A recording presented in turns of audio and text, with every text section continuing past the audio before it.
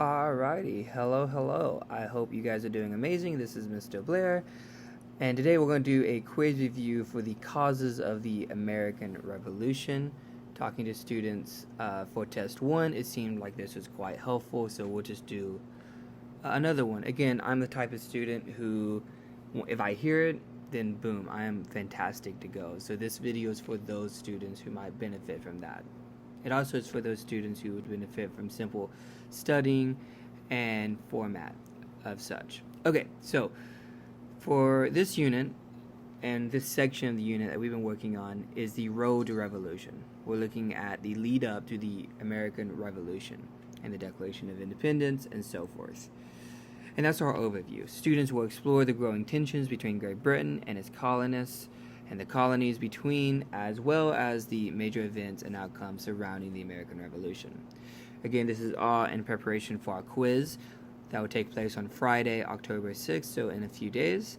It's going to consist of 15 multiple choice questions. It's recommended that you study and take your notebooks home and so forth. Okay, and so the way we're going to do this video, we're just going to go through the major standards and objectives that we've been working on the last about 2 weeks. That way we can kind of get a overview of the content that you are expected to know and be assessed on. Okay, let's start. So with 813, we're dealing with the French and Indian War. So explaining the significance of the Ohio River Valley leading to the French and Indian War and the events and consequences of the conflict, including the massacre at Fort Loudon, the Treaty of Paris of 1763, war debt, and the Proclamation Line of 1763. Okay, when we're talking about the French and Indian War, it is so important that we know this land right here, the Ohio River Valley. And that's going to take place right here where the laser pointer is pointing. This land is valuable. It has a lot of land, great for farming, a lot of fur trading, and it's quite valuable. The problem is, literally everyone is claiming it. So we have the French, we have the Native Americans, and the British. Now, the French have been here for quite some time, trading with the Native Americans, and they lay claim to this territory. The Native Americans, on the other hand, they have been here for hundreds and hundreds of years. They know this land like the back of their hands. Now the British, though, they are new to the area, but they also lay claim to it, and the colonists here are seeking to move into the area looking for opportunity. Now, we talked about many battles, including Fort Necessity, and what we saw is when everyone is claiming this same land, and of course there's more underlying geopolitical driving factors, but when we're all claiming this land, fighting is going to break out, and that's what happens. It's going to be known as the French and Indian War. The sides of this war are going to be the French, the Native Americans, the many Native American groups, the English, and then the colonists. Okay, so when we're dealing with the British colonies, again, they're going to be seeking the Ohio River Valley. Okay, and we're going to see many battles. We talked about Fort Necessity, but we also talked about Fort Loudon, the massacre at Fort Loudon. Fort Loudon takes place in East Tennessee, right? And what we see is the British used the fort to trade with the Cherokee Native Americans. And when the war started, those relations broke down quickly. In 1760, Cherokees encircled the fort and forced 200 men, women, and children to walk back to South Carolina. So they're going to take over this fort. It's going to be one of the first and only forts that's going to be conquered and taken over completely by Native Americans in the French and Indian War. So this is significant for that reason. There's also value as Fort Loudon is in East Tennessee as well. So the fighting of the French and Indian War is going to take place for many, many years. And eventually, near the end of the war, when it became clear that the British are going to win, we ended up seeing the Treaty of Paris, okay, of 1763. The Treaty of Paris is going to be the treaty that ends the war, and we're going to see Britain become victorious in this treaty. They're going to get hold of the Canadian territory, to Quebec, and nearly double their size. So you can see how we went from our 13 colonies So now we have Spanish Florida temporarily. Again, we have that Ohio country we talked about, and we also have larger what is now Canada and Quebec. Okay, so British territory is going to explode, which is a great thing in the eyes of many of our colonists here. Moving forward, as the colonists now who just fought a war for the Ohio River Valley move into this area, the Native Americans, who again just lost the war, are not going to get along well. They're going to clash, and it's going to be a potential another bloody war.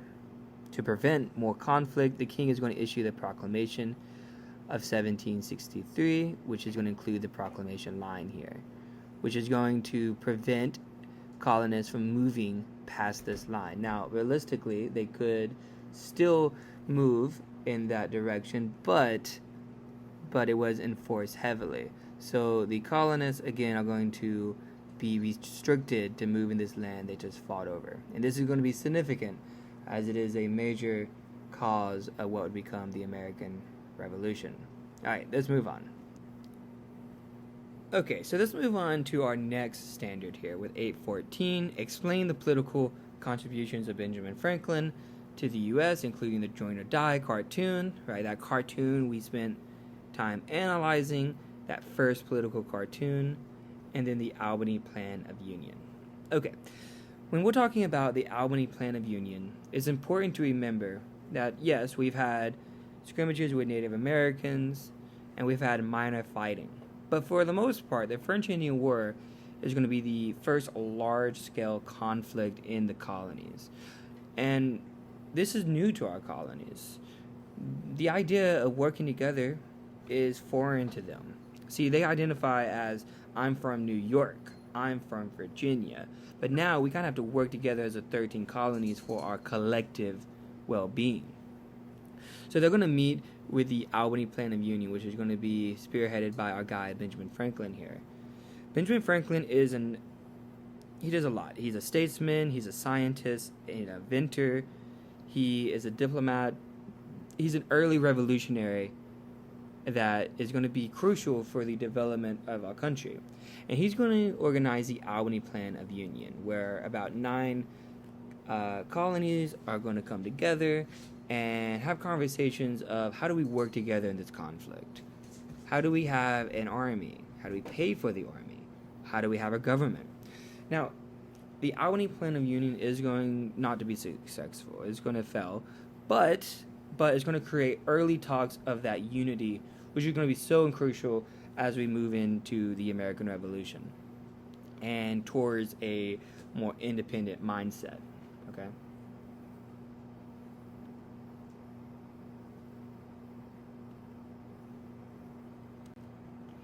Now let's move on to 815. With 815, there's a lot to cover, but that's fine.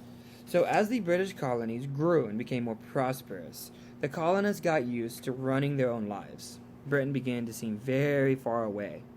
At the same time, officials in Britain still expected the colonies to obey them and earn money from Britain. Okay? This is going to change with the French-Indian War. At the conclusion of the French-Indian War, Britain was in serious war debt, meaning they owed a lot of money, a crap load of money, if you will. To pay off this debt, they're going to place taxes on the colonists to collect revenue. This angered the colonists greatly, and the colonists are going to find various ways to challenge this British authority. And we're going to look at some of those now. To start, we have the Sugar Act, right, where the Sugar Act is passed to raise money from the colonists of Britain on molasses, on sugar. We're going to see different forms of colonists' reaction, okay? The committees of correspondence, for instance, where we're going to see patriots like Samuel Adams develop early forms of protests, meaning ways to challenge these acts. We're also going to see the Stamp Act, which places duties or taxes on newspapers, license, paper products, okay? It's going to be a stamp that's going to go on these products. If you find, like, let's say this stamp right here, and it's on one of these products, even playing cards, you have to pay extra, okay? You also had the Townshend Act, which was more countermeasures, where we're going to see more taxes on products like lead and paint. Okay, and so as colonists are being taxed on the products they like, right? When we think back to that bell ringer we did, of would you still pay for your favorite drink, let's say Dr. Pepper, Blue Powerade, if it costs double? Would you still pay for it? Okay, a lot of you said, you know what, I think I would. I don't mind how much money it costs. But a lot of you had a problem with that, and you agreed, maybe I wouldn't pay, extra money for the products I want. So we're going to see protests developed, such as the boycott, right, where we refuse to buy particular goods. Okay, now we're going to see this all come together with the Boston Massacre. Okay, the Boston Massacre is going to be crucial development in the American Revolution. Okay, you already have revolutionaries like Patrick Henry with their battle cries and of no taxation without representation, or give me liberty and give me death. But what we're going to see with the Boston Massacre is we're going to see all these protests turns into violence.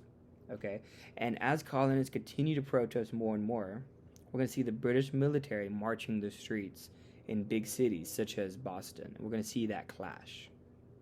Okay, especially through the Boston Massacre, where we saw tensions rise in the streets of Boston, where we saw a British redcoat attack or hit a colonist with a gun, causing an uproar.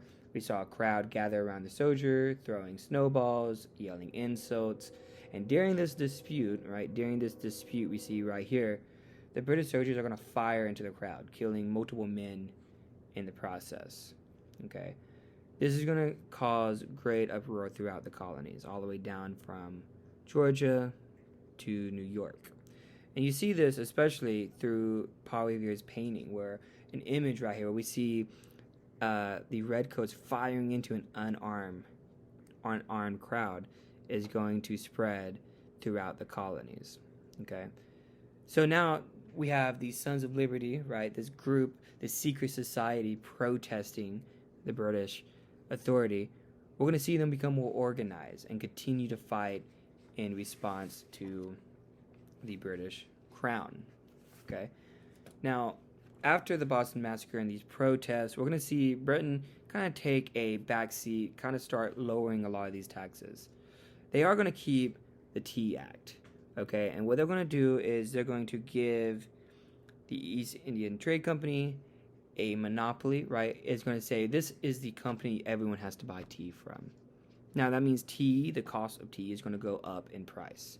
So now more people are paying more money for the product they love the most, tea. We're going to see how the colonists reacted with the Boston Tea Party, where colonists are going to protest by dumping shipments of British tea into the Boston harbor. I heard one student say not even a week ago, and it's a funny one, the best place to spill tea is in the Boston harbor.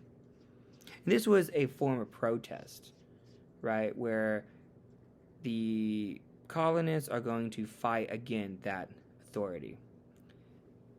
It is not going to go unpunished. We're going to see the Intolerable Acts here, right here, of 1774, where Boston Harbor is going to be closed. The British troops are going to be quartered, meaning they're going to be forced to live and to resign in people's homes or in businesses as they patrol. So we're going to see, again, just how all this conflict is going to continue. Okay, so we're going to see the protests kind of continue with 8.16, explain the historical purpose and consequences of Thomas Paine's Common Sense. So with Common Sense is a pamphlet written by Thomas Paine advocating for independence from Great Britain. Okay, it was a fantastic, great success for its clear, persuasive writing. Now, with Common Sense, what's important about it is all the feelings and the sentiments that people are feeling, right, in the taverns, out in the streets, in church, all those feelings they are having, the Common Sense by Thomas Paine here is going to put it beautifully in words, and it's going to spread around, and people are going to read it, right, all throughout the colonies. And it had a lot of moral arguments of why we should be leaving Great Britain. For instance, it made the argument that why the 13 colonies, right, big and vast, why are we taking orders and following a command from a small island thousands of miles away? It's going to echo that sentiment that 2,000 miles away, how about you stay away? So it's going to echo that sentiment. And it's going to spread throughout. Meeting places, places of worship, taverns. It's going to be successful. And what we have here, we have the 13 colonies are primed for revolution. Okay? We are aching for independence. Right? We already had all these protests. It's getting us more and more angry. We've tried being peaceful. We're going to see it translate now into violence and into more assertive action, especially with our first battles or early battles of the American Revolution. Okay, and this is what we're going to end with here: is locating and explain the significance of the battles of the American Revolution prior to the signing of the Declaration of Independence, including Lexington and Concord, and then Bunker Hill. Again, we've been talking a lot about the road to revolution. Now we are in full revolution, in rebellion against the British Crown. We're going to start with locating and the battles of Lexington and Concord. And to start with Lexington and Concord, what we had is a early battle. The Battle of Lexington was the first battle of the Revolutionary War. Okay, and the Continental Congress, they decided on many actions and preparing on how to meet and how to unite. They decided we're going to meet again another day. And in between then, we saw is things got worse. Right? The British military leaders of the colonies, they grew uneasy. And they're going to give permission to search in Massachusetts with Thomas Gage a stockpile of weapons that was stored in Concord. Meaning we have the Patriots, right, with the Sons of Liberties, starting to have that revolution, and they're going to have all these weapons built up. The British, they know about this, and the last thing that they want is for this battle, this war to start. So they get the orders, we're going to go collect all these weapons. Now, we have a lot of patriots, just like Paul Revere and Dawes here, and they're going to decide we need to go warn them. Now, it's not going to be the dramatic approach that we see in maybe movies or in urban legends, or the British are coming. Instead, it's going to be more calculated, right? Instead of a mad rush on the horseback, it's going to be a series of underground messages. It's going to be lamps. It's going to be a more formal way of approaching that. But still, our people in Lexington and Concord, they are going to get notified of the arrival of the British troops, okay? And what we're going to see a clash between the Minutemen, the Patriots, those who are ready to fight in a minute's notice, and the Redcoats. And the Battle of Lexington and Concord ended in minutes with, we don't know, but someone shoots the first shot fired, right? This shot heard around the road. That's going to kickstart the American Revolution. And this is going to be a bloody combat where we're going to see Minutemen overwhelmingly lose a lot of numbers, but it's going to be a great conflict nonetheless. So this is going to be the first battle of the American Revolution. Okay, and there's going to be many reactions from this battle, right? It being the shot heard around the road, where people are going to start feeling that the revolution's here and the Revolutionary War has started. Okay. Next, we have another early battle we're going to quickly talk about. That's going to be with Bunker Hill. Okay. Now, as the war quickly started, Boston, a urban center, is going to be a home for a lot of the early disputes. The colonial forces, right, the Patriots, they're going to quietly dig in Breed's Hill, right, a point overlooking North Boston. The Redcoats would have to cross Boston Harbor, so this was a crucial area of holding. And the British forces are going to be overwhelmingly large, with over 2,400 military Redcoats, up against only about 1,600 militia members, Patriots, okay? And our Patriots are going to be outmanned, outgunned, but still they're going to have this determination. They're also going to have the high ground and the defense. Holding this fort holding this bunker was crucial because they felt if we hold Boston, the war could early on be ours. Now, the order was to wait until you see the whites in their eyes, meaning as they march up, wait till they get close enough so we can do and impact the most damage. And this was effective. The Patriots are going to hold for a while, and the British is going to take on multiple attempts, right? They're going to come up, get where they can see the whites in their eyes. They're going to get shot at. They're going to go back down. They're going to keep trying this. And eventually they are going to overpower the Patriots, and they're going to take Bunker Hill. So on paper, yes, this is a defeat for the colonists, the Patriots. But the famous conflict at Bunker Hill, although it was on Breed's Hill, is going to be crucial because though the Patriots lost, they proved that they could take on the Redcoats. This small army is going up against the biggest empire known to man, and yet they are holding their ground. And the message is here. We want a revolution, we want independence, and we will get it no matter what. Okay?